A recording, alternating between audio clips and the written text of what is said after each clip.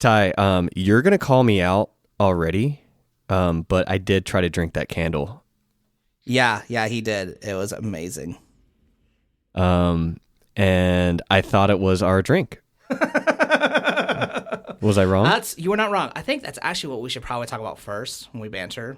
Oh, we are bantering right now. Oh, we're in it. We're doing it. We're doing the thing. We're doing it. All right. So, hello world. Hello, we do technical world. things first. We're on episode 3 of season 2, and this is actually a collaboration episode. So we had just done part 1 over at What's Inside My Head podcast, and we're about to do that now. But because we've already had something to drink, Sean has a candle, a glass encased candle by his side that he tried to drink.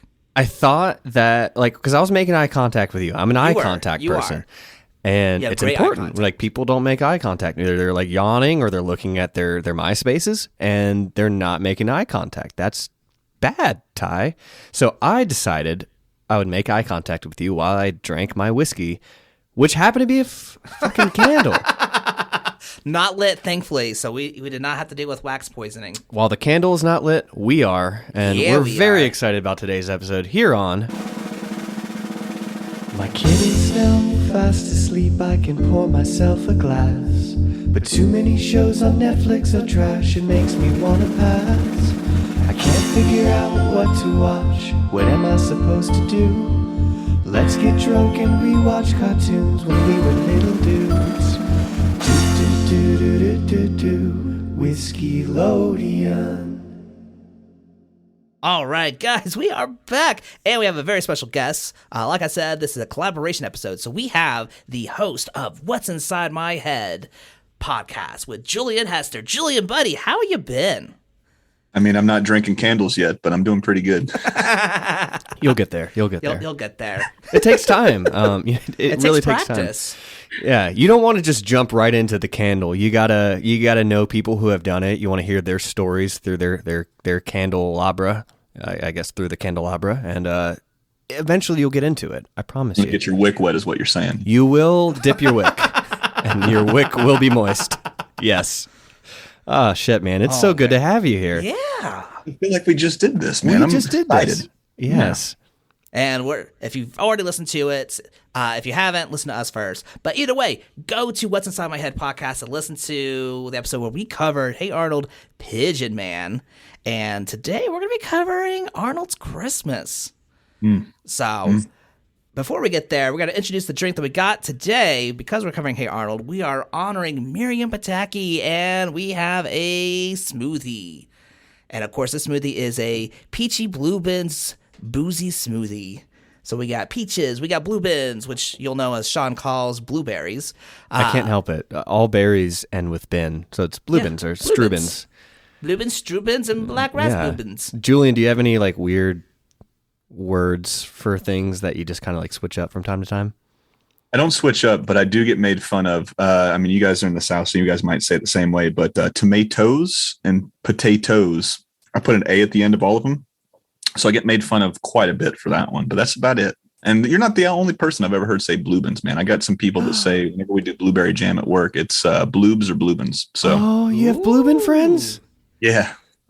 So last time we were hanging out with you on your podcast, you mentioned you're going to move to Charlotte. Potentially, it could be a good home for you. But I need to move to where your friends are who talk about bluebins. Oh, they're a shady group of people. You don't want to hang out with them. That sounds amazing. I'm here for it. Yes. Give me their address, their social security number, and their list of fears, and I am there. Say less. I got you. Yeah. So before we get in, Julian, man, we just did this. It feels like. It feels like it, man. My wick is still wet. I'm ready to go. And the weed for sure has kicked in. Yes. So Julian does not partake of the liquor of life, but he does take place of God's plant. Oh, the devil's cabbage is really good, man. Oh, more yes. cabbages. All right. So for those who haven't had a chance to listen yet, Julian, tell us about your podcast. Oh man, much like this one, if you guys enjoy this one, it's the same, but with less alcohol. We talk cartoons. I talk to animators, storyboard artists, voice actors, directors, anybody that's kind of, I was going to say touched you as a child, but that was very, very dirty.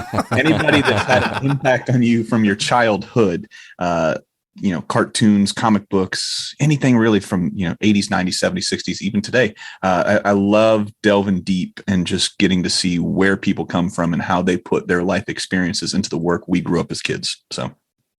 Perfect. And it's great. So give it a listen as well. But you had requested us covering Hey Arnold. Oh, yeah. So you wanted us to cover Arnold's Christmas, which I'm not going to lie, this made me cry. So it was absolutely a great episode. What made you pick this one? This one is a little kid. I remember seeing it and it stuck with me as a little kid. And I don't know why, but it wasn't until I saw it on my first deployment where I was not sure if I was going to be able to be home for my son's first Christmas. He was born in January. We left, I want to say sometime in May, but we were split apart because our ship was in the shits. We went to 2 different shipyards. So we weren't allowed to go home and see the kid. So I got to see him born. I missed my wife's birthday. I missed our first anniversary, I believe. I missed everything that first year. So I was afraid that I was not going to get home. And then I'm deployed and I see this episode. And this was like the first time I can remember seeing, I'm like 19, 20 years old at the time, maybe just turning 21. I can't remember. But I remember seeing this episode deployed, laying in my rack and just fucking bawling. And I'm just like, what the fuck is this, man? Why is this one touching me? And it took a little bit to realize like, oh, I'm probably going to miss, spoiler, I didn't miss the first one. I got home like the week of or a couple days prior. So I got to see his first Christmas. But this one stuck out so much to me. And it holds a very special place in my heart because without this one, it's just like, I don't know why. I guess I wanted to be depressed. I wanted you guys to be depressed with me. I wanted to cry. I wanted people to go back and take a look at this. And it's why I hate when I hear people say cartoons are just for kids, because this one will go and tell you that this shit isn't for kids because you did not understand this one as a kid. Nobody understood. No one did. Well, the only thing better than depression is depressions. So we're here with you, brother. Yeah. So that's one of the main reasons I picked this one, man, because it took me to a place that I didn't expect a cartoon to take me. Yeah, it definitely was something for me. The summary of it is when Arnold receives Mr. Wynn's name in the boarding house annual Secret Santa draw, he decides to make it the most special Christmas ever for the lonely, boarder, and tries to reunite Mr. Wynn with his long-lost daughter. Meanwhile, Helga agonizes over what to make for the perfect present for Arnold. I've been drinking before. I apologize. Yeah. Nailed it. And fun fact, Julian, you have a little notepad right now, don't you? Oh, I've got the scoreboard pulled up. Yeah, he's got a scoreboard. Let's revisit the score. Let's revisit the score. Where are we at right now? So we've got Julian, that's me, coming in at 2 points. We got Sean coming at 3. Teddy, Ty's kid, coming at 1 point. And Ty, man, got a lot of ground to cover here, boys. It's 0 for Ty. 0. So. Well, he did have -1. Does that mean he did something that got Actually, I forgot about that. So we got to have that -1. I don't think he's done anything. So -1. Oh, so sorry, Ty. He's looking at me with the shit-eating grin. Because it's like, I don't even know what game we're playing. But I'm bad at it. I'm terrible at this game. We're not going to tell you the rules. You just got to be good at it. Yeah.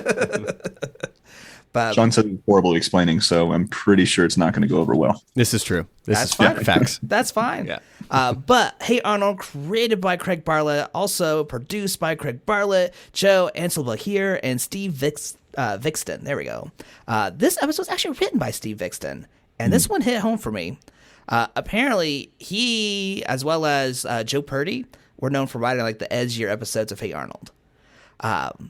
But yeah, some other cool facts I've learned. Bowen Coleman, who is a voice actor of Mr. Wynn, also a Vietnamese refugee. Really? Yes. Wow, okay, I did not know that. This is also the first episode without the typical opening theme song. You're right. I don't remember hearing it. It wasn't there. God damn, Ty, you get a point for that one. You're at 0 now. Look at you. Aww. Gosh, Ty, you sweet. Damn it. Don't worry, you'll lose that point. You'll lose it. We're going to take it away from you. And we got some cool Easter eggs. The store Helga finds the video game in is called Budnick's Department Store after the background painter Alfred Budnick. Man. And then we actually, on Julian's podcast, we covered Pigeon Man. And turns out the the voice actor is Vincent Schiavelli, who also voices Mr. Bailey in this episode. So we're going to talk about Mr. Bailey a little bit. Yes, we are. So Mr. Bailey can get it. So before we dive in, Sean, what'd you think of this episode, man? Man, so I like to watch these episodes a night, like a day before we record, so it's like fresh in my mind. It was all the feels. And I don't know. I kind of want to wait till we have more conversation about it, I think. Okay. But it's kind of how I felt after the end of Pigeon Man. Like it's not hard to believe, but like the fact that we have these TV shows that still just hold up and hit these notes and these beats and make you question how you felt as a kid and how you feel as an adult. I mean, this one, I wanted it to be Christmas last night, and we're recording in the heat of summer, and I still felt that warmth of holiday spirit. Yeah, it definitely got me in the feels. All right, so we're going to go ahead and talk about this episode. So this is open up with the theme song, and I honestly, I didn't miss it. I love it, but this episode didn't need it, if that makes sense. But what if we pulled you out of it for sure? Because it starts off, there's snow everywhere. It's just a montage of kids playing. The music gave me a very like Home Alone feel to it. I don't know about you guys. But yeah, it was very Christmassy, very opening. And then we see a snowman with carrots for hair and with a football head. So it's meant called to be Harrods. Harrods. I don't want to like mansplain, but like Ty, come on. Okay, so these Harrods on this football-headed snowman. Was that in front of Helga's house? Did she make a Arnold snowman? Oh, yeah. That is what that was. Holy shit. That's the only thing I could think of. I was like, that's not the boarding house. Whose house is that? It had to been Helga. It tracks. So we find out that school is let out for winter break. People are all excited, and we focus on Phoebe and Helga walking away. And Phoebe's just admiring how the town, the city has just changed, it's decorated, and Helga's like, all I care about is the fucking presents. Like, she is very much about the commercialization and fierce competitive capitalism behind Christmas. I mean, what were you guys like as kids? Like, Julian, like, presents, family time, what was your kind of experience with all that? And Ty, you better watch out. You're next. Christmas time was very, very fun. I was never a real big Christmas guy. I always loved Halloween because anytime you can go and get free candy, sign me up. Being a fat kid, snailed it. I mean, I would be the kid that would have been abducted for sure if everybody was just offering candy. But Christmas time, my mom was a single mom for most of our lives. So her working and trying to get presents for the 5-6 of us, depending on what time of my life would depend on if my older sister, older brother was there. So it was very tight. We did well, we did okay. But I always felt weird asking for gifts and shit as a kid. But I liked it, but I just didn't like people taking pictures of me opening stuff. I always felt like I don't want to be the center of attention. Now I'm narcissistic as fuck sitting in front of a computer screen saying, please watch me, please. Here we are. Please listen to what we say. What we say is better than what you say. Yes. But yeah, it was very homey, man. My mom always did it up for food. Always just went as far as she could for all of us, man. So it was a good time for Christmas. Not as sad as this episode, but it was a good time for Christmas. That's good. We don't want it to be sad. No. Yeah. What about you, Ty? For me, it was a lot of clothes. Like, I felt the ping when you'll find out later that Gerald's getting ties for everyone. And I was like, you can't just get ties for everyone. Like, you got to actually care. And I was like, I got a lot of ties for Christmas from my parents. Did you get ties? I got ties, yeah. Ty got ties. As a child? As a child.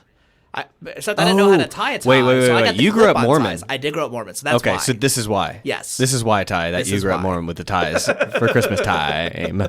No, I got a few. I got some good presents, but it was never one of those things where it's like, I have to have this one thing. Like when Helga has to have these Nancy Spumoni snow boots, I don't recall ever I was like, I have to have this. It was just like, if I could have these, that'd be awesome. But just love me, and I'll be happy. Have we gotten away from like where like modern day like the hot thing is, because it's like it's year round, right? Mm-hmm. Or do we like, do you guys know of anything that's like Christmas time, this is the thing, or am I just like, I think last year was the PlayStation 5. Yeah, anytime a console drops, it's generally the hottest thing. I remember a couple years ago, my son wanted a Switch, and dude, you had to blow 2 homeless dudes, and hopefully a Best Buy tech was seeing you, and you could get a Switch, man. Because I don't see what sounds bad about that, but carry on. Oh, but it was difficult as fuck, man. So I can't think of anything that like, I'm not going out and standing in line. If I can't get on Amazon, I'm like, hey, buddy, you're gonna have to wait until next year, type of thing. So, but he's pretty good too. He doesn't really ask for too much. That's awesome. What about you, Sean? Not yet. Yeah. My childhood was filled with like Kenny G. Like we like every year it was like Kenny G, Christmas Wonderland soundtrack. The basic opening of the presents. I remember one year my mom tested me for my gratitude and like how much I had, which apparently was none. Because at the end of, like, I'm a kid and she's giving me all the, like, my mom and dad are giving me all these gifts, and then I'm waiting for the grand finale, which I want to be this dinosaur Lego set. I just wanted this dinosaur Lego set, and Christmas was over, and they said, "Well, boys, what do you think?" And I started crying, and I was like, "I want my dinosaur Lego set," and my parents both look at each other, just disappointed, and they go behind the couch and they pull out the dinosaur Lego set, and they say, "Here you go. We were just seeing how grateful you were." Oh, that's the last time my parents talked to me. And that's such bullshit, man. Well, and here's the thing, like, Mom, Dad, if you're listening, I told you not to listen to this podcast. I love them. They're amazing people. That was like the only time I've seen that gratitude check. But like it's for whatever reason like stuck with me for a long time. And that Lego dinosaur set, I don't know if y'all ever had it as kids. It's the best one. I mean, I fuck with Star Wars, but that dinosaur, come on now. It's a whole island. It's some people get some people get their height checked, and you were getting your gratitude checked. Yes. That's ridiculous. And that's why I do podcasting now. Well, I want to go ahead and do a little trivia for you guys. Nancy Spumoni. Do you guys know what that is? Nancy Spumoni? No. Not Nancy. Spumoni itself. Do you know what Spumoni is? The singer Dino Spumoni. That's about all I know from the name. So, yes, there is Dino Spumoni. Spumoni is actually an Italian dessert. It's basically, it's their version of Neapolitan ice cream. So it's like 3 layers of ice cream, typically with candied fruits or nuts, like pistachios, with candied cherries, vanilla. Like it's like their own version of Neapolitan ice cream, and it's delicious as fuck. I'm going to have to try that one out, man. We got it written down. So they made it into something you put on your feet? No, they put it as someone who could sell something that they put on their feet. Okay, yeah. Layers. This is why I don't explain the episode. Yes. And of course, Helga's wanting these boots. Everyone wants these boots. You have Ronald's like, girl, get in line. Almost every other place is sold out. Everyone wants these. And Helga's like, bitch, I want these boots. And if I don't get these boots, I want to give my parents some Christmas spirit. Have you all experienced that in stores where where people are just laughing at you? Like the worst customer service was in this episode. Like these people were terrible. They mocked him. They laughed at him. They're like, hey, say it again. Do you have these boots? Ah! No, they call in their cohorts. They're like, hold on one second. I got 4 other dudes who need to hear your message here. I literally wrote that down at the bottom of my list here. I said, calls the clerks over, laughs over the boots. And I said, these guys are cunts.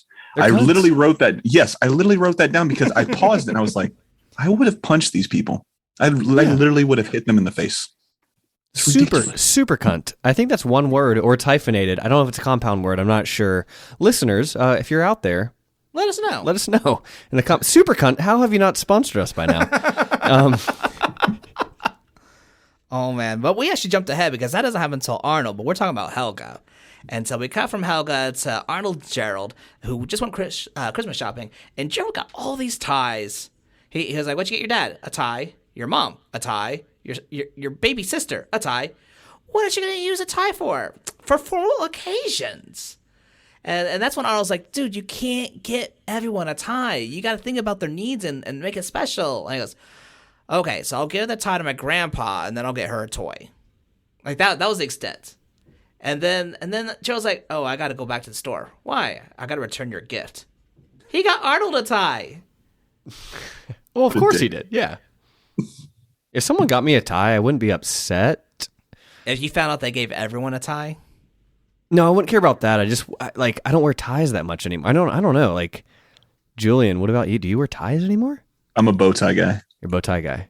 Yeah. So if someone gets you a necktie, you're like, oh, you don't wow, know this me. is this is so nice of you. You're so nice. I'm usually super, super grateful. They check my gratitude as well. Yeah. And then I leave it in my sock drawer. And then I never take it out. And then I'm looking and I got to donate some stuff. Perfect time. I'm pretty sure there's somebody out there that needs a tie for a job interview. You know what I mean? So that's how I usually get rid of them. It works out. It gets paid forward somewhere or another. Yeah. 100%. Yeah. So now we go to Mr. Nguyen. He's walking home and he hears a voice before he walks inside. And at first, I didn't know what the voice was saying. Turns out it was Vietnamese for Papa. Wow. Dude, you get another point, man. Because I didn't even he's catch getting that. points. Aww. This is bullshit. If I like when other people win, but if Ty wins, I'm gonna be sad and happy. How does that work? What emotion is? What is the what's that thing? The Venn diagram. Sad, happy. What's in the middle of that? Depressed? I don't know. It's gonna be when you're equally sad and happy for someone. I've never felt that before. I'm feeling it today. That's grateful depression. We are groundbreaking today, boys. Breaking some new ground. So that was Vietnamese for Papa? Yeah. Okay. And so we get inside, and they are getting ready to do the boarding home Sacred Santa. And you have the grandma saying, Happy Thanksgiving, which totally confused me at first. I was like, wait, I thought this was winter break. And then I actually learned that this is actually the first episode where she starts confusing holidays. So like when it's New Year's Eve, she goes, Merry Christmas, and so on and so forth. So she's like, holiday delayed. And so they're all getting their cards, and Mr. One's like, Psst, I got Oscar. And he goes, what? I got Oscar. Turns out everyone got Oscar. Mm-hmm. And Oscar's like, what are you going to do? It was just a joke. That was really good. Well, thank you. Pretty good. He does a really good Boris from Rugrats. Really? In the old country, we would have done this. God damn. Why you get carrot cake? It should have been chocolate cake. That Ty, he's got a few tricks up his sleeve. Dicks too. Yes, and. So they do a redo, and it turns out that Arnold gets Mr. Nguyen. But he doesn't know what to get him because Mr. Nguyen's always sad during this time of year. And so this is what kind of starts that journey of what can Arnold do? And so he's telling Gerald, like, look, like, what am I supposed to do? And Gerald's like, just get him a tie. And that's when Arnold says, like, a tie is what you get when you don't know what to get someone. And that's when Gerald's like, exactly. And it's like, okay, well, now I understand why you're doing the ties. Still some bullshit. But Gerald gives Arnold the advice, like, just talk to him. Find out what you can and get your present that way. So Arnold sets up a meeting. Not just passing by, hey, Mr. Nguyen, how you doing? Like, they're sitting on a couch and stool, and Mr. Nguyen's like, what do you want to talk about? He goes, oh, just to say hi. How you doing? And it was just so uncomfortable. It was really uncomfortable. I had a friend in elementary school who, I mean, like, he was one of my best friends as a kid, but he would say, like, we'd sit there at the lunch table and he would go, so what you want to talk about? And like something that open-ended, like, what do you do with that? I mean, did you guys have like awkward, I mean, like, oh gosh, I think at one point, like, there was a group, they were like, do you shave your legs? I was like, what? What are you asking me right now? Yeah. Yeah. Childhood was fun. What did you guys have like what was your awkward, did you have an awkward friend that like sticks in your mind? I mean, of course we were all awkward, but like, who do you remember, Julian, as a child that just sticks out? Oh man, I was probably that kid if we're being honest. I mean, like I said, that's why the name of the podcast is What's in My Head Podcast, because I don't know where it's going to go. Something will lead. We got 10 minutes and then we'll do another one. So I don't know, man. I might have been that kid. He's like, so what do you want to talk about, Sean? What do you want to talk about, Ty? Might have been me, if we're being honest. Holy shit. Were we best friends as kids? Quite possibly. I've never been to Canada. I've seen Canada once. So we have to debunk this real quick. Ty has made it fact that I grew up in Canada. I'm keeping that fact going. Okay, maybe I'm in on the joke. I think I'm. I don't know my own childhood. I think I'm in Canada right now. I think this is how Inception starts. This is the prequel. Yeah, the Whiskeylodeon podcast is the prequel to. I don't have anything to spin to see if we're anchored to reality. Do you? Oh, just my head that will be spinning. I mean, the room's spinning for sure. The room is spinning. Yes. The room is the totem. The room is the totem. That's how you know it's working. What about you, Ty? I was probably that awkward person because I didn't have like a core group of friends so much as like I was friends with every group. So it's like I was so busy just trying to be friends with everyone that I didn't really have any close knit friends. You want to unpack that? Their loss, Ty. Their loss. Well, their loss, it was my loss too because I didn't give them a chance to actually meet me. It was just one of those things where it's like I would put on whatever accessories needed so that I would fit into that group. So it's like if I'm hanging out with band nerds, sure, I fit in there, and theater as well. But then it's like, oh, I'd talk and hang out with people that were in sports, doing sports ball, whatever game they're doing. Dude, you're a G.I. Joe with the original grip and Kung Fu grip. Yeah, that's what you. That was me. And it was like I never got deep enough of who I was because I was like, well, maybe if I'm good enough of a friend for them, they'll finally be a good enough friend to me. And it was childhood trauma. I never feel like I was good enough. But regardless, Dr. Wynn is super uncomfortable with Arnold. Just like, hey, I just want to talk. And then I was like, I love that. There's Christmas. No points, up. but good segue. Well, thank you for the acknowledgement. Yes. That's all I needed. That's what he needs. And Mr. Wynn's like, oh, I can't do candy. It makes my stomach upset. And then I was like, well, you look cold. Do you need a sweater? And he's like, oh, no, I got all these sweaters. Do you need a sweater? And he's like, no, I'm good. And that's when you find out that Mr. Wynn picks up a picture of what looks like a baby girl. And that's when he finally opens up. And it's a really heartbreaking story. You have Mr. Wynn who looks happy and young, and he has this beautiful baby girl, and he doesn't come right out and say it. But he's talking about being a refugee in the Vietnam War. Mm-hmm. And so he was talking about how he was so happy in the town, the village he was in, was so happy with him and his daughter. But with the war coming, he knew he couldn't keep her safe. So they tried to evacuate on a helicopter, but they can only fit one more person. And so Mr. Wynn makes the ultimate sacrifice and lets the soldier take his daughter. And the soldier tells him, hey, she will be in this town, which is like Hillsborough, Washington, I think. We don't hear it, I think, but he does. Yeah. And man, another episode I remember watching Washington. Hillswood, yeah. And another episode I remember watching as a kid, but like again, like how it just transcends into adulthood. This was it was heartbreaking.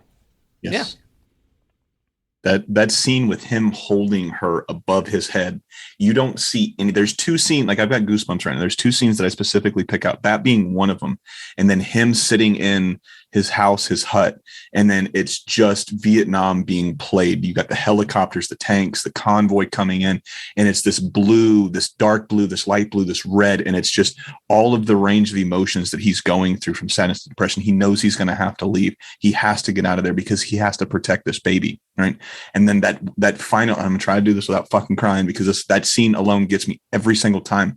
It's just him holding his kid, and he doesn't know if he's ever going to see that kid again. He's going to try his hardest, but deep down he knows, and I hate fucking doing this because at this point it's just how you see a character or what you think, so you're putting yourself in that character's position. But him holding that character, or him holding his daughter over his head, I can't imagine having to not only be in a country that's got so much inner turmoil going on, that you're being invaded, you're having all of this crazy shit going on.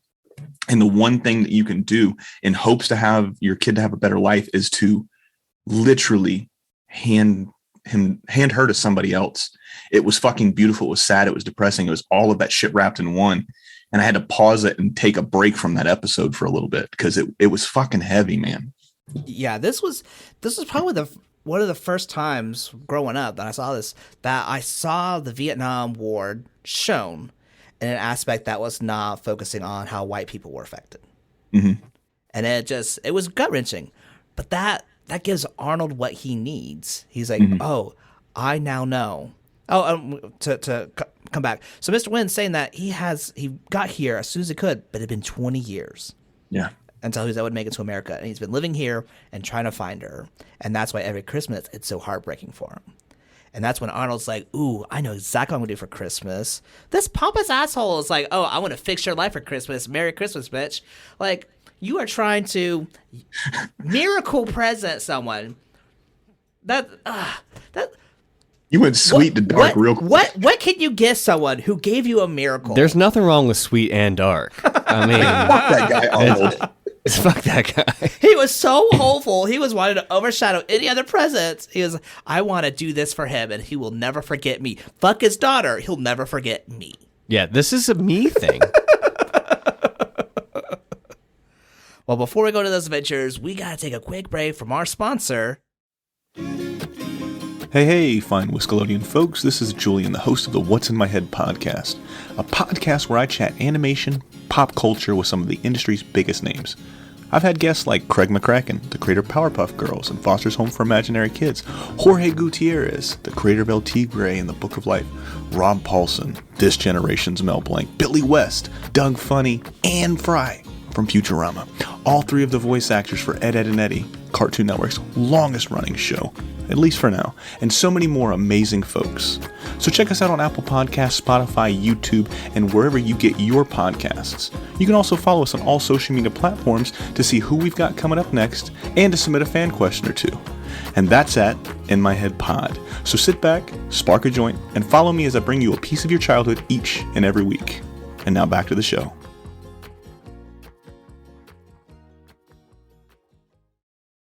Whiskey, whiskey, Whiskeylodeon. Well, Ty, well, we're back and stuff. And we're back from an ad break. And it's season 2, and we don't have any real sponsors. If you thought that was real, keep listening, because there will be a very real sponsor at the end of this season. Just keep listening. Yeah, keep listening. You guys can reach out to that candle you tried to drink. See if the candle company will sponsor you. I think Yankee Candle, please reach out. Dude, thank you. Yankee Candle, Julian, where have you been? Sponsored Yes, us. Yes.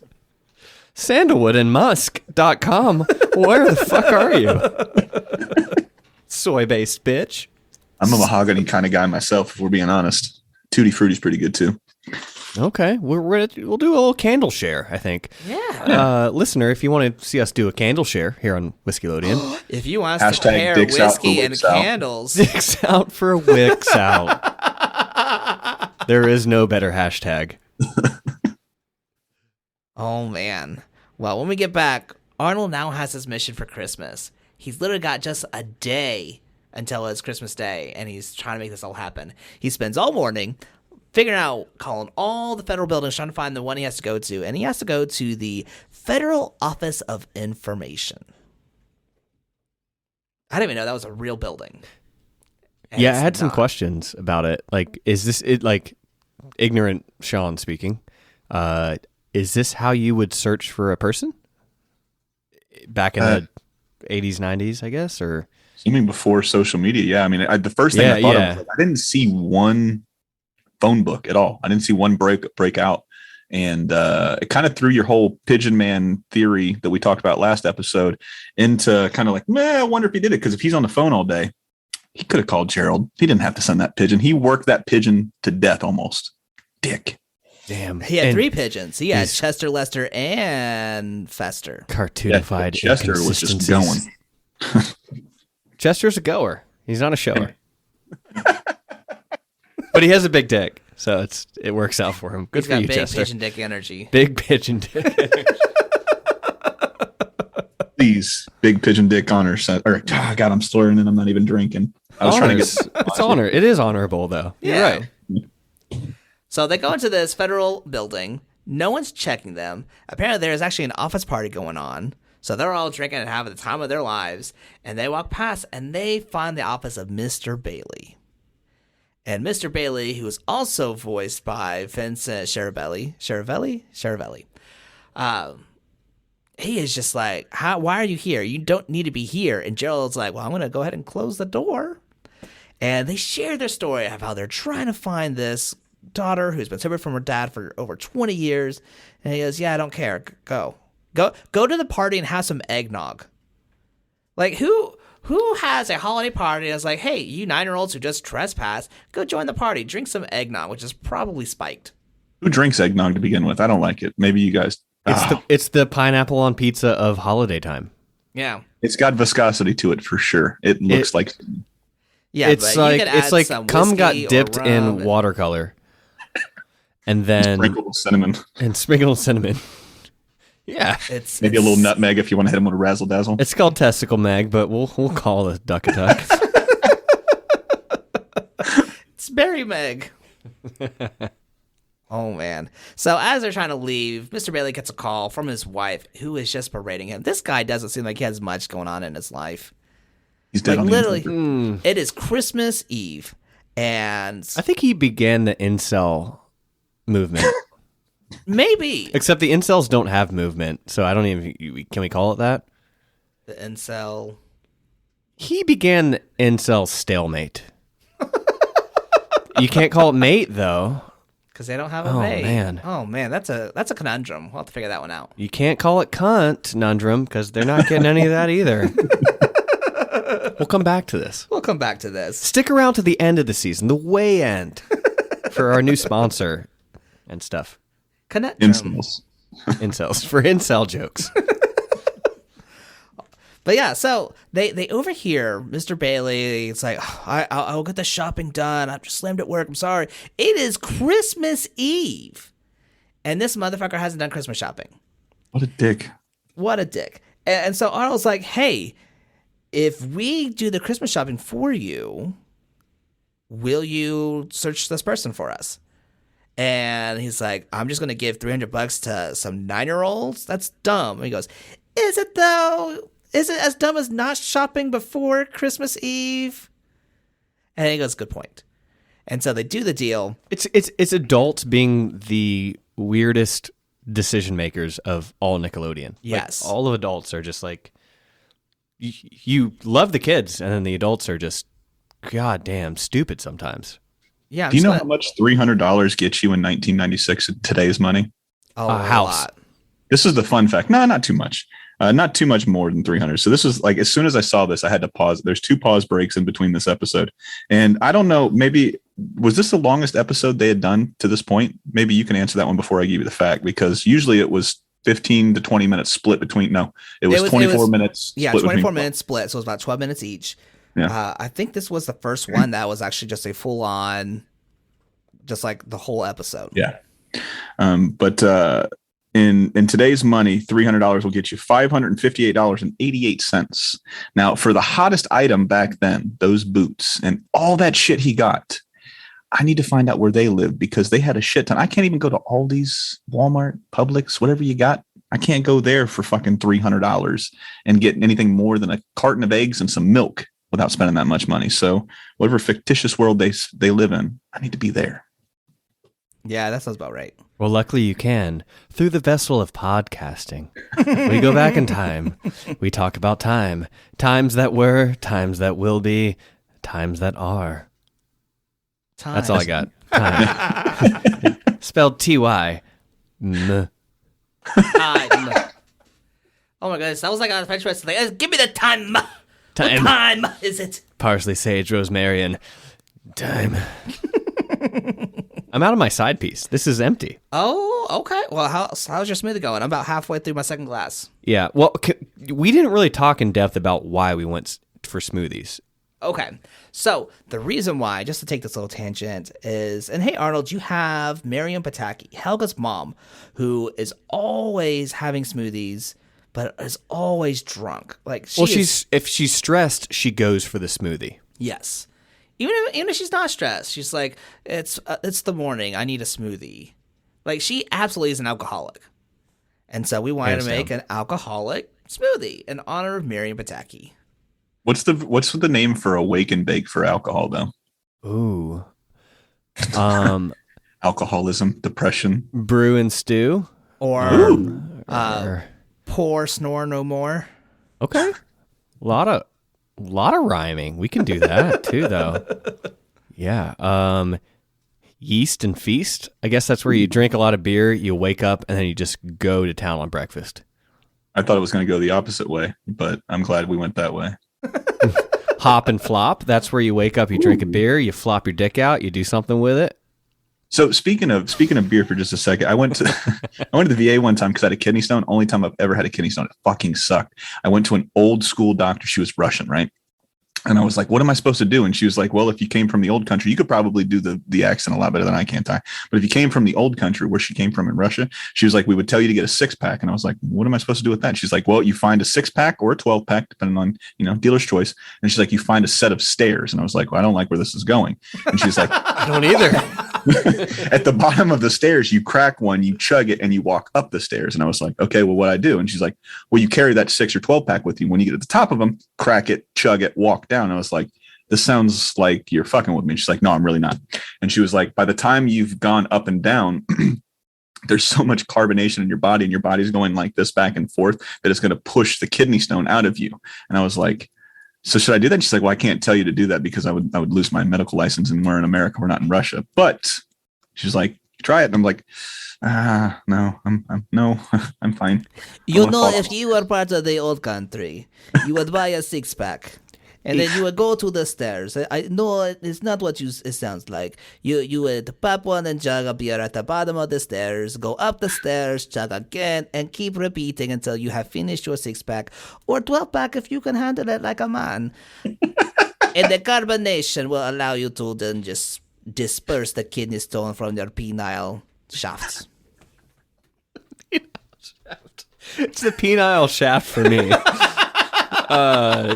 Julian's flipping through that notebook. I think he's gonna. You got to award him a point, right? Yeah, there's a point there. We're tied, Ty. Oh snap! Oh shit! Well, who knew? You're beating Teddy though, so there's that. You should not beat your son. Just full disclaimer. Don't beat your son, but beat your son. Oh, they don't win in anything around here. Games, sports. No, they shouldn't. They shouldn't. And so while we're going over this A story of trying to find Mr. Wynn's daughter, May, we had the B story of Helga trying to find the perfect present for Arnold. And she is wanting something. She is wanting to get him a present so that he will pine for her like she pines for him. She is trying to bribe and buy his affection. Helga, don't be your dad.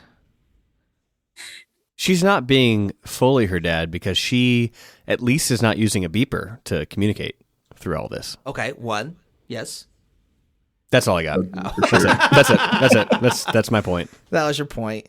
Oh man. So of course, like she's going through a bunch of things. She tried to get a skateboard, and then Stinky is like, "Oh, that's the kind of skateboard I like to use." And she's like, "No, I can't get him this. I can't get him this." And then she finds this video game.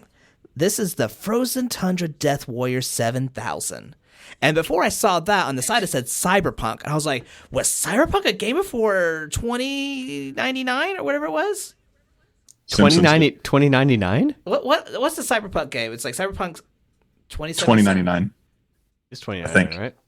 It's either that or it's Spider-Man 2099. I can't remember. It's Spider-Man 2099. I'm just trying to remember what the Cyberpunk movie was. I was like, oh, they had a Cyberpunk movie then? And no. That was just, Cyberpunk was the genre. It was the, oh my goodness, I just had it. The Frozen Tundra Death Warrior 7000. And it was a $100 game that she was wanting to buy for Arnold. And so that's the one she dropped in the game store, right? Like she drops it. And then hands it to Gerald, and then Gerald picks it up like all flash, no substance. Yeah, like no. Here's what he says. Because she was like, oh, sorry, Julian. You're wrong. Let Ty correct you on this one. You suck. Yeah, she was like, yeah, whoever this person who's going to get this gift, they're going to feel so lucky. And Gerald, line for line, was like, this inexpensive flash of gain that isn't really personal and doesn't necessarily express any feeling or understanding of the person you might be giving it to. No offense, Helga. And her face drops. Yeah, says the guy who was getting motherfucking ties. Suddenly, he knows how to give gifts. Yes. But anyway, hidden character arc, I guess. I guess it happened. But as they leave Helga, the list drops of everything they're trying to get. And the last thing they have to get is the Nancy Spumoni snow boots. And Helga looks at this, and I think she kind of thinks that the boots are for her. So she's sitting there like watching. And so Arnold goes and asks the store clerk for the Nancy Spumoni snow boots. And the guy just keeps a straight face and goes, can you pardon me for a second? And walks off. And I was like, see, this was easy. It wasn't easy. No. He brings two other motherfuckers, and then he was like, all right, ask again. And he goes, yeah, I'm looking for the Nancy Spumoni snow boots. And they die laughing. They just laugh in front of his face. They mock him so much. And one, I have to say, Arnold, you didn't even like offer a shoe size. Hey, I need this in a shoe size. It wasn't on the list. But yeah, they ended up having to go through store to store to store to store just to be laughed at every single one. You remember Lion King? I do remember the Lion King. He's like, hey, do it again. Mufasa. that's what it reminded me of. Hey, Julian, you want your mind to be blown? You ready for some brain fellatio? So, sure. Lion King only came out 1 year before Toy Story. Okay. What? Was there more? That was it. Oh. Okay, it was like a mine hand job. A very sad mine hand job. No. I got me. Ty apparently got a little mind fellatio there. You know, have you ever watched anything on Toy Story that wasn't supposed? Woody was supposed to be the bad guy. Woody was a dick. I think he was a marionette at first. I was just doing a deep dive in Pixar because I got a few guys coming on. But it was a completely different and darker story. Like I think Woody originally wanted to murder all the toys or something like that. I can't remember exactly how it. Whoa. Yeah. It was a lot darker of a story. And Steve Jobs was the backer for Pixar. I don't know if you guys knew that either. No. I know that. That's a point for me, so I don't care if it is or not. No. I was get it. I was gonna award you a point. And Ty, are you allowed to award points? I don't know. At what point system are you allowed to award points? I don't know. Julian, I want you to take one of my points away from me and give it to yourself. I can't do that. All right. Will you take it from Teddy? I can take it from Ty. Okay. Yeah. What about Teddy? That's great. Teddy's not even here. You're right. Got one over you though. You're right. Teddy is not even here. He said light work is what he said. His words, not mine. Yeah. His words, not. I'm gonna jump at you as soon as he gets home. He's fuck you, Dad. Fuck you, Daddy. You're not coming to my birthday party. I'm eating this Walmart cake by myself. Oh man. But yeah, so finally they go to Mr. Bailey and they're like, hey man, we got you everything but these last boots. We tried, we went to hundreds of stores, couldn't find it. And Mr. Bailey's like, well, deal's off. I go fuck yourself. I know I waited until Christmas fucking Eve, and I know that I wouldn't have been able to get these boots regardless, but fuck you. You didn't complete the list. You're not getting what you want. And so finally... move. It was a hell of a dick move. It was such a dick move that he's taking out his own frustration. You think he's still married? He probably got murdered. Yeah. Wait. Do we think he got murdered, or do we think he's still married? Let's go with murdered. Where do we want to go here, boys? You got to fuck one, marry one, kill one. Which one is Mr. Bailey? Right. Mr. Bailey had some good curls, man. I don't know. I'm going to fuck that man. I mean, fair enough, but he was miserable. He was a miserable person. So either he's murdered or he commits suicide or he's still married.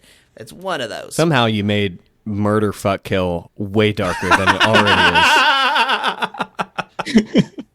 Thanks, Ty. Oh, man. So now we go back to the Patakis, and we see Olga's home. She is playing on the piano. Her parents are all delighted that she's home. And Helga comes in, and she's kind of depressed because she's seeing that Arnold isn't happy. And then her mom's like, oh, you look so sad. Except she doesn't sound like that. But she's like, let me give you a present. You can open this one now. And Helga opens the presents, and guess what they are? Is that the first time that her parents ever came through for something? Yeah, that was the first time her mom came through. Right? I was like, oh, they did something Yeah. that she liked. She waited 18 hours for it. And Helga's actually happy. Like, genuinely, like, gives her mom a hug. Like, before she's like, no, Miriam, I don't want to. And then, like, she gets these. She goes, Mom, thank you so much. Like, the respect came in. The gratitude showed up. Like, just suddenly, she was on cloud 9. And she goes out, starts dancing in the snow. Excuse me. The best part for me about that burp that you just had was I got to see it through the screen and in real life. I got this. Smelled like wiener. What was his name?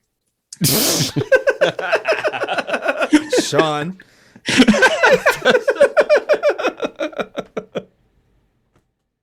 Give yourself a point right there. That's a point. That's actually 2 points. Tied, 2 points.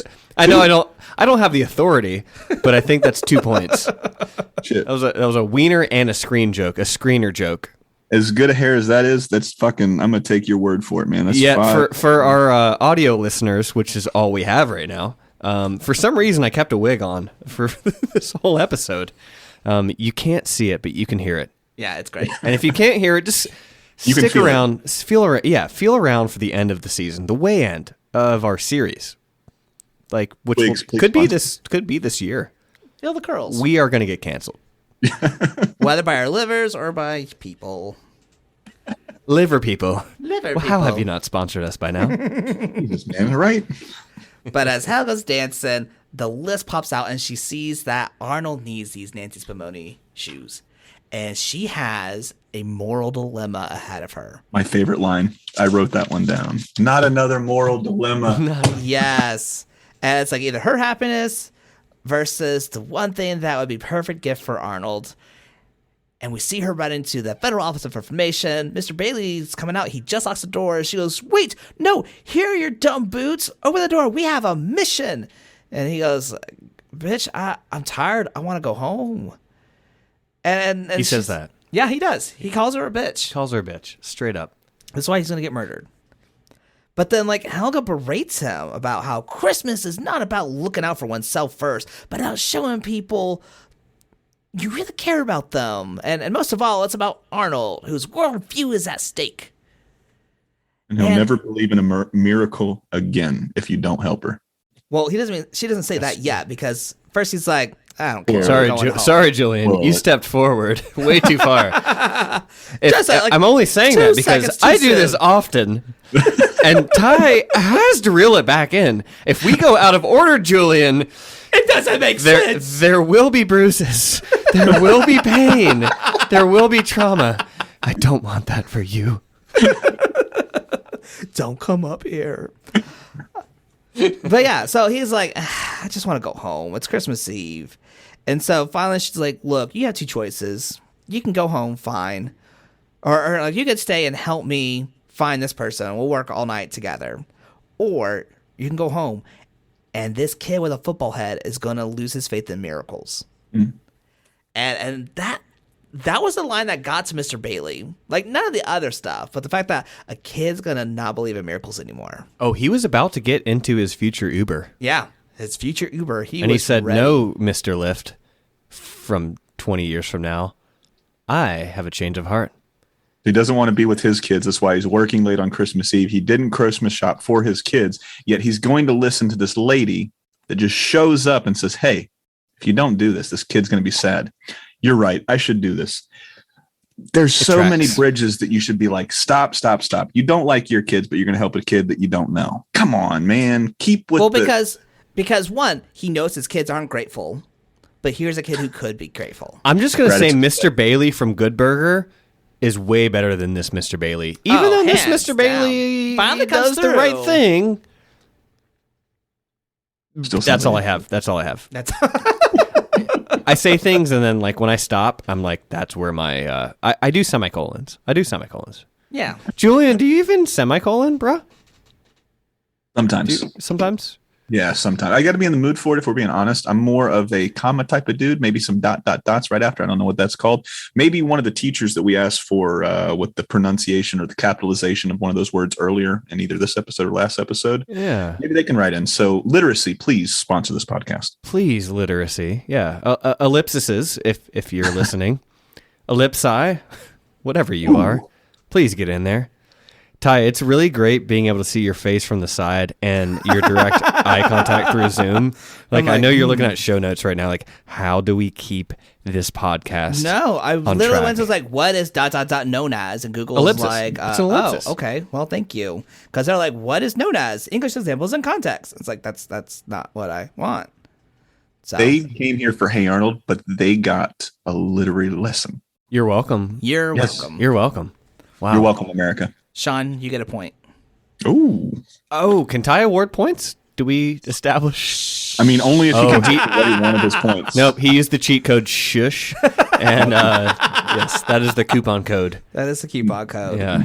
So now Well done. we're at Christmas Day, guys. We are at Christmas we're Day, here. finally. And Gerald you're comes listening over. to this in the heat of summer. You're welcome. Yes. And Gerald comes over for Christmas. Like, he gave his ties to his family, and he goes, well, I'm going to go hang out with my friend. And we start with, well, okay, so apparently we didn't start with, but we go with Oscar open up his present, and it's a bag of coal. What did you get me, guys? A bag of coal? Like, I don't think he understands. It's like, no, you get coal for people you think are assholes. Like, he just like, I didn't want this, a bag of coal. I don't even have food to put in the grill. And so finally, apparently Oscar was the last one. And so they're like, all right, let's look at all the presents. And they're like, wait, what about Mr. Wynn? And Mr. Wynn's like, oh, don't worry about it. I don't need anything. And Arnold feels like shit. He has failed him. And that's when the doorbell rings. Bane enters. You have failed this city. No, that's fucking Green Arrow. Fuck that one up. This is a crossover episode. This is, yes. Yeah. So the doorbell rings and the grandpa's mad. He's like, lousy Yuletide pranksters. And turns out it's actually May. May Wynn. And she comes in and just stands there while Mr. Wynn is just looking in the fireplace, dealing with his depression. And then she calls him Papa in Vietnamese. And he turns around and sees her. And he can't believe his eyes. Like that point, they embrace and they start talking to each other in Vietnamese. And I actually had to look this up. But it starts off with, my goodness, I've missed you so much. And then the audio kind of like trails off. But it's like this beautiful moment of reuniting. Like this woman is now like 25 years old, we'll say. And she finally gets to see her dad for the first time in 20 years. And I love when shows don't use subtitles and they let the audience, like they know their audience is smart enough to know like something endearing is happening. Yeah. Like that's like, I'm so glad you looked that up to know what it was, but it's so great that we got to feel whatever it didn't matter what they were saying. We felt it, you know? Yes. And the feels don't start there because Arnold's like, Gerald's like, you got your miracle. And Arnold's like, but how? And Gerald's like, you don't make sense of miracles. But then it pans out of the house and there's Helga who walked May to the house. She's like, Merry Christmas, Arnold. Motherfucker, I cried. When May walked out, it wasn't his daughter. She gave him 20, said, thanks for standing in. I appreciate it. That's how stories end. That's how these type of stories end, ladies and gentlemen. This is real life. Yes, this is real. There is some deleted scenes there. Helga walks in, punches Arnold in the face. Turns out the coal that what's his face got? Explosives. Everyone died. Everyone It died. was so violent. It was so violent. My God. It was a beautiful ending to that episode, man. It was fireworks in Christmas time. And they had to cut that out for the sake of the story. And it definitely didn't pass. This episode was actually really important because it depicted the Vietnam War from an outside white perspective. Mm-hmm. Like people are like, oh, America lost its innocence. These people lost their fucking homes. Ty pauses when he hears the moped go through the neighborhood. Because I don't know if it's picking up. Because he thinks I'm going to cut this out, and 100% of the time I'm going to keep it in. Fair enough. Yeah. Well, it was nice not seeing like a white savior situation. Right. I guess. I mean, they're Helga, I guess. Yeah. But still, it was very much, hey, we're gonna pretend this person is your daughter. I mean, sorry. Hey, we found your daughter.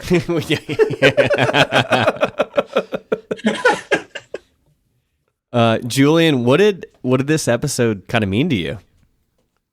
Oh man, it meant miracles are real, man. Like I said earlier, it was nice seeing so many times you see a formulaic episode, movie, TV show, cartoon, something, and you kind of know what's going to happen towards the end. You know something good will happen. But to see it pay off and to see how heavy this episode started and how light it ended was, I mean, it left me, I don't want to say speechless because I'm talking about it right now, but it really hit home the fact that there's like this tumultuous time back in the day where families were split up. And, you know, it's hard to imagine for most people, especially in today's day and age, without social media, it's hard to find people. Without the internet, it's fucking hard to find people. You know, you literally had a database of people where they were coming into the country and they would have names and this guy had to track them down. Just all of the pieces that had to come together for this man that held that baby up as my voice cracks and I hit puberty, and the separation and the anxiety, the depression, all that shit to be paid off in the end from start to finish. This is like a 10, top tier, Mount Rushmore, whatever you want to call it, man. There was not one dull moment. Everything they cut all fat from this episode. It was beautiful from start to finish. And they cut out the explosives. They cut out. Cut out the $20 bill that Helga. They cut out the fact that she was a stripper. Possibly did things with her face. You know, they cut all that stuff out and they gave us this beautiful episode that encapsulates everything that is so pure about Arnold. You have a character that is good. It's no other word. He's a good dude and he wants to do good. He wants to spread positive vibes, man. And they nailed that. He did everything in his power. And even at his bleakest moment when he's like, fuck, dude, I failed this guy. Something still good came from what he started the pendulum of good. Helga picked it up. Not another moral dilemma, which I fucking love. That line is the entire line for that episode. But like I said, man, it's fucking beautiful. I can't say anything else. Beautiful. It makes you want to revisit so many episodes. Of anything. Yeah. It kind of makes you want to do podcasting. Yeah, it's pure. It's pure. Now, we're going to have to go into the not so pure this episode, because what was not shown is the destruction. What was Miriam's reaction to the fact that she sat in line for 18 hours to get these boots for her daughter? Could you imagine that episode? And her daughter, probably had to spend hundreds of dollars, on these super high-end brand snow boots, and her daughter gives them away. This is why she drinks. Mm-hmm. That's not a candle. It's not a candle. Yet. We are not sipping on a candle. Strong enough. Although, if any whiskey brand wants to sponsor us into making candles, we don't know how. We don't know what the first step is. We will Google it. But we will do it. Yeah, you can hit the old Googs. We can hit the Googs. We'll hit the Googs with the candles, with the wicks. We'll get our wicks wet. That's the name right there.